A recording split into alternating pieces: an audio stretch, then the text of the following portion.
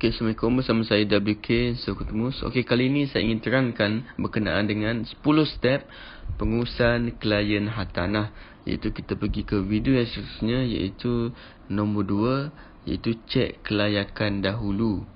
Okay, jadi pertama sekali, apabila anda mendapat klien, anda sudah pun memberi mereka isi borang tapisan, iaitu kita tahu mereka kerja apa, okey, mereka pernah cek kelayakan loan berapa dan sebagainya sebelum ini.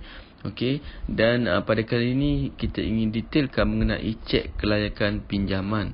Okey, bila anda ada klien, anda kena pastikan klien itu nak bina rumah, sama ada cash ataupun loan. Iaitu kerana apabila loan pula dia ada dua, iaitu loan pinjaman bank ataupun LPPSA.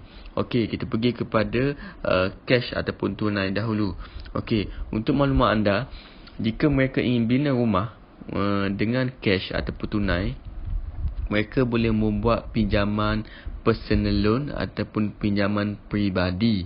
Iaitu dia boleh terus direct kepada bank dan mohon pinjaman peribadi, ataupun fokus juga kepada mereka yang pencen, iaitu mereka yang pencen yang mana kerja kerajaan ataupun kerja swasta yang mendapat pampasan, iaitu pencen, ataupun mereka juga yang pencen ataupun sudah habis dia punya kerja ataupun tempoh perkhidmatan dia, itu dia akan mendapat duit daripada KWSP, ataupun dia ingin keluarkan duit KWSP sama ada akaun 2, boleh juga, tiada masalah. Dan kategori ini dikategorikan sebagai klien cash.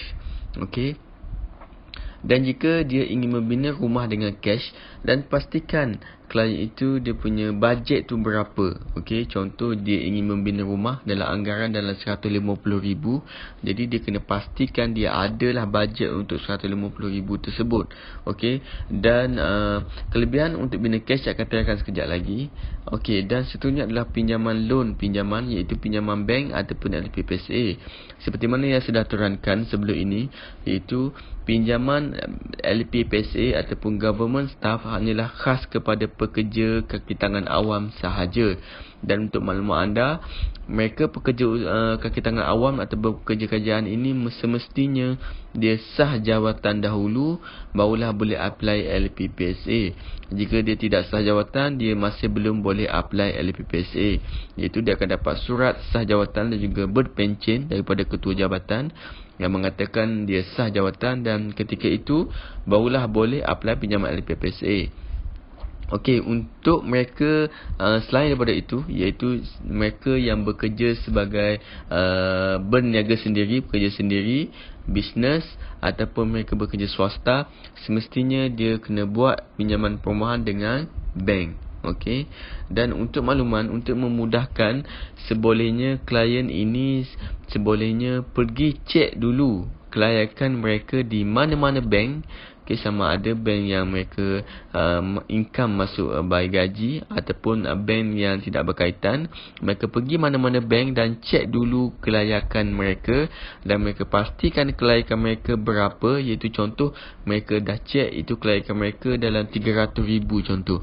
Dan apabila mereka tahu status kelayakan mereka, mereka akan boleh planning, iaitu mereka nak ambil loan berapa dan sebagainya. Kerana setiap apa yang mereka planning itu dia ada kiraan dia. Contoh, mungkin dia kelayakan dia boleh mencecah 300,000, tetapi mungkin dia ingin ambil loan mungkin 200,000 saja, kerana dia tengok komitmen bulanan untuk bayar tu. Okey, itu bergantung kepada klien. Okey.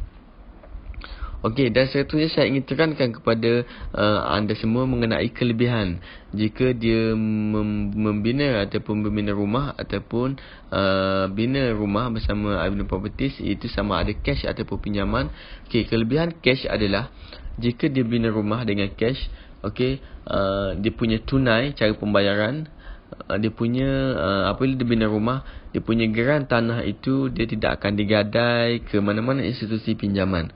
Jadi maknanya jika dia bina rumah dengan cash, geran tanah itu akan dia pegang, maknanya berada di tangan dia.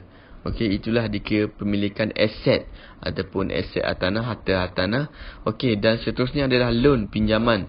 Okey, untuk maklumat anda, jika dia buat pinjaman, semestinya geran tanah itu, pemilikan itu akan digadai ke bank ataupun LPPSA selama tempoh pinjaman. Jika dia buat pinjaman selama 30 tahun, maknanya geran tanah itu akan berada di bank selama 30 tahun. Okey, jadi sepanjang tempoh itu dia kena bayar lah, kena bayar mengikut jadual yang ditetapkan dalam perjanjian bank. Jika dia tidak menepati, berkemungkinan rumah dia itu akan ditarik oleh bank dan juga dilelong. Alright. Okey.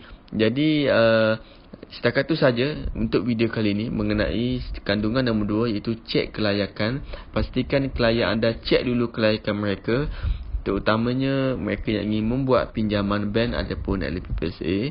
Sertunya kita boleh planning untuk pinjaman ataupun bajet mereka untuk membina rumah. Okey. Setakat itu saja. Wallahualam. Assalamualaikum.